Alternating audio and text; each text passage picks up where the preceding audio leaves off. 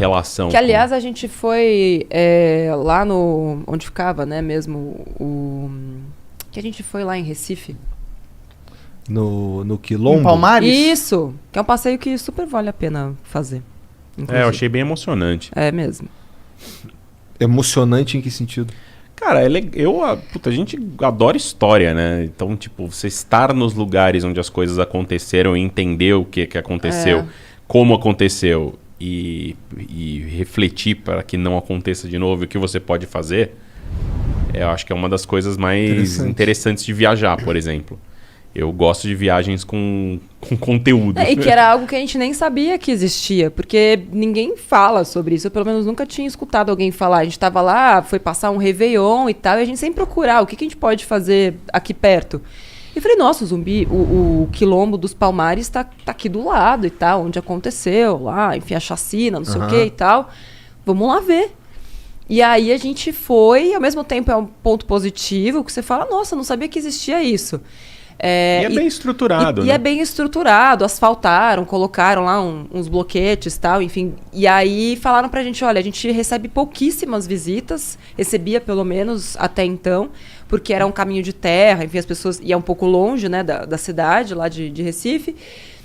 Só que ao mesmo tempo você fala, puta, meu, se isso aqui fosse em qualquer outro lugar, ia estar tão melhor cuidado. Tipo, a gente nem pagou nada pra entrar, né? Falei, pô, como é que os caras sobrevivem e tal, não sei o quê.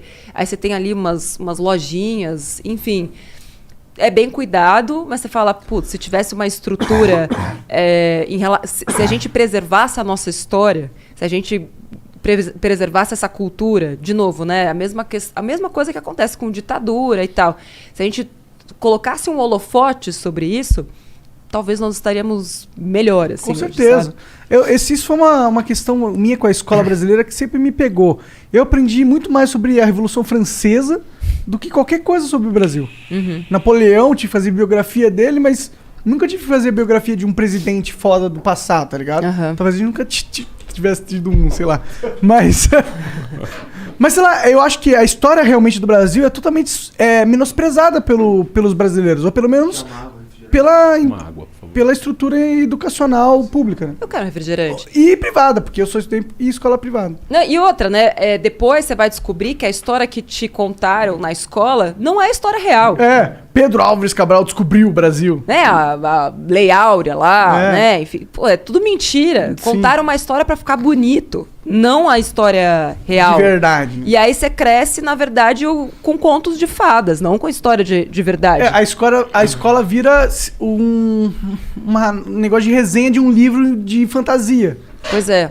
Tipo, como você compra a nossa fantasia que a gente estipulou pra você? Você compra bem? Exato. Você entende tudo sobre ela? Beleza, passa aí. Inclusive, recentemente, a gente tá meio...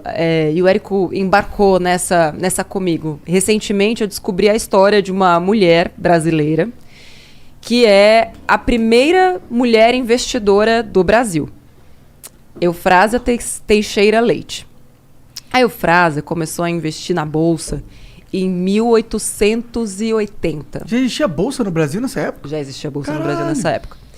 E aí, Eufrásia, lá de Vassouras, Rio de Janeiro, 16 anos, ficou órfã, herdou fazenda lá dos pais, né, fazendeiros. Ela tinha uma irmã. Se ela ficasse no Brasil, ela teria lá toda a fortuna dela, ela ia ter que ter um tutor, homem. E ela falou, Eufrásia, muito louca, falou, não... Bora, mana, bora pra França, que tinha lá uma ligação, tá, um parente lá. Lá elas seriam donas do próprio nariz, foram. Pois Eufrásia começou a multiplicar a fortuna da família. Meio que ela multiplicou por 100, assim. Na França? Na França. Ela era dona de uma esquina na Champs-Élysées. Ela, enfim, Eufrásia, assim, mandava e desmandava e tal. E Eufrásia... tinha um relacionamento com um cara chamado Joaquim Nabuco, que vocês já devem ter escutado na escola. Que nem era lá essas coisas, mas está nos livros de história. Ele tem seu valor, era um abolicionista e tal. Perto de Eufrásia. A questão não é o valor do outro. Não rebaixa o cara pra subir a moça. Tudo bem, ok. Mas o que me revolta dessa história é que Eufrásia não estava nos livros de história. E quando eu descobri que Isso é Eufrásia revoltante. existia, e a Eufrásia multiplicou a fortuna, não teve filhos, ela deixou toda a herança dela para a cidade de Vassouras, construiu o hospital, construiu o museu, Caralho. deixou de herança tipo, para construir escola, um monte de coisas lá. Deixou um legado, assim, sabe? De mudança, de transformação, de educação. E eu nunca fiquei sabendo que essa mulher existia. E quando eu descobri, eu falei, meu Deus, é como se parte das minhas referências tivessem sido roubadas, assim. Pô, tem tudo a ver com aquilo que eu faço. É um ambiente, né, muito masculino, aquele onde eu né, tô ali dentro. Sim, financeiro. Muito ainda masculino, com pouquíssimas referências femininas. Com certeza. Mas quantas delas a gente nem soube? Não foram só apagadas. Pouquíssimas né? porque ninguém Não quis foram contar apagadas. a história delas, né? Exato. E assim como Eufrásia, existem várias outras que simplesmente foram apagadas da história. E que a gente precisa começar a não é nem ressuscitar, Resgatar, né? devolver, colocá-las no lugar onde elas merecem estar, sabe?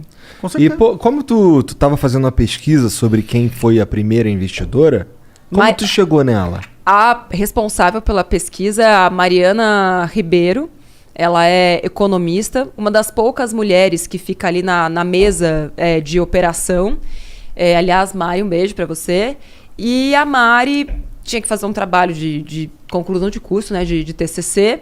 Começou a pesquisar e descobriu a Eufrásia. A Mari é uma baita de uma obcecada, assim. E aí ela começou a fazer as pesquisas, descobriu a Eufrásia, e ela começou a pesquisar, e aí ela passou por todos os países. A Eufrásia tinha nota de corretagem em 5 continentes diferentes. Caralho. Pra vocês terem uma ideia. Numa época que era tudo feito por carta. Por carta. Se a gente pegasse o patrimônio da Eurásia naquela Eufrásia. época. Da Eufrásia? Eufrásia, desculpa, Eurásia é outra porra. Putz, dá algumas toneladas de ouro. Era em ouro, Bilhões, né? tipo, ela era uma bilionária da época. Era a bilionária da época. Ela tinha fortuna equivalente à fortuna do... Ela tinha uma fortuna maior do que a fortuna do próprio Dom Pedro. Caralho! Eufrásia é foda. E os caras só Nossa, não puseram ela ela é na muito história. foda. É interessante Como porque... é que some com uma pessoa dessa na história? Ah, não sumiu, a gente tá falando É só sobre você ela. não contar a história, né? É só você não contar, né? A história... Porra. É só você não contar. Então, tipo, ela morre, ela não deixa herdeiros. Todo mundo ali de Vassouras sabe quem foi, porque tem a estátua dela, o hospital tem o nome dela e tal. Sim. Mas é aquilo. A influência dela se restringe a essa pequena região, porque a história do namorado dela, do cara que era o namorado, que era o Joaquim Nabuco, ela é mais contada. E ela continua sendo contada, porque, enfim, é mais fácil você ter heróis masculinos. O que é triste, mais triste dessa história é, assim, uma pessoa que poderia ter sido a heroína de infância da Natália. Poderia ter sido Nossa, nem me fala que dá vontade até de chorar. poderia ter sido sua inspiração, como, porra, eu tive tantas inspirações. Pô, minha maior inspiração era a Mafalda. Tipo, era a única personagem que eu conseguia ter qualquer tipo de conexão, porque eu não me conectava com princesa. Foda-se as princesas, sabe? Pô, a Mafalda era minha maior heroína de infância. Eu vejo, tipo, quando eu descobri que o Quino morreu, eu quis morrer também junto, assim, Entendi. sabe? E poderia ter sido Eufrásia de fato, estudar na escola essa porra. Mas a gente vai fazer isso. A frase estará nos livros.